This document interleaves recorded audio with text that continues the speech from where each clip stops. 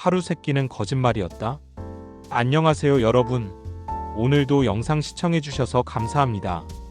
우리는 매일 아침, 점심, 저녁을 챙겨 먹어야 한다고 배워왔는데요.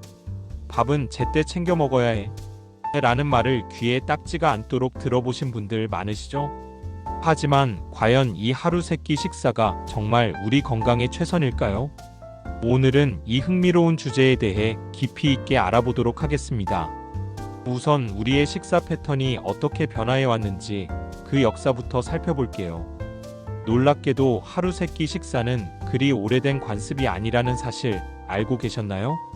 원시 시대로 거슬러 올라가 보면 우리의 조상들은 전혀 다른 식사 패턴을 가지고 있었습니다.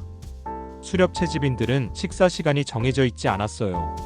사냥에 성공했을 때 실컷 먹고 며칠간 굶는 것이 자연스러운 일상이었죠.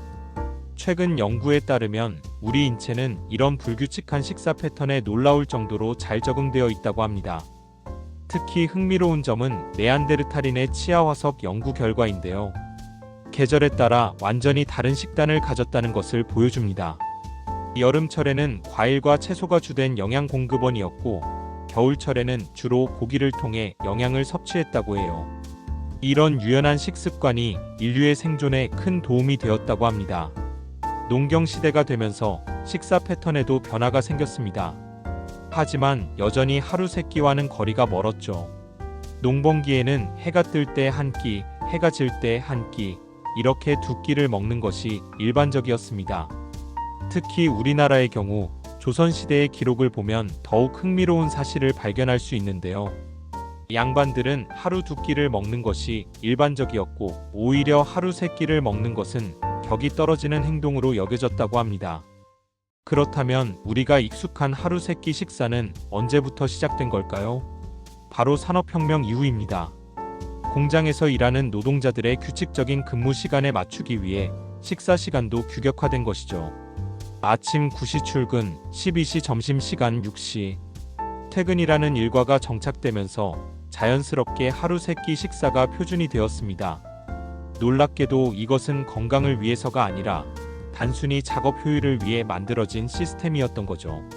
최근의 연구들은 더욱 흥미로운 사실들을 밝혀내고 있습니다. 잦은 식사가 오히려 건강에 해로울 수 있다는 것인데요. 매번 음식을 먹을 때마다 인슐린이 분비되는데 이것이 너무 자주 일어나면 인슐린 저항성이 생길 수 있다고 합니다. 또한 우리 몸에는 자가포식이라는 놀라운 기능이 있다는 것도 알게 되었습니다.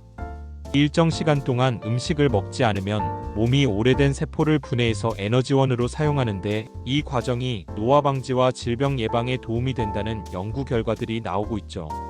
현대에는 다양한 식사 방법들이 연구되고 있습니다.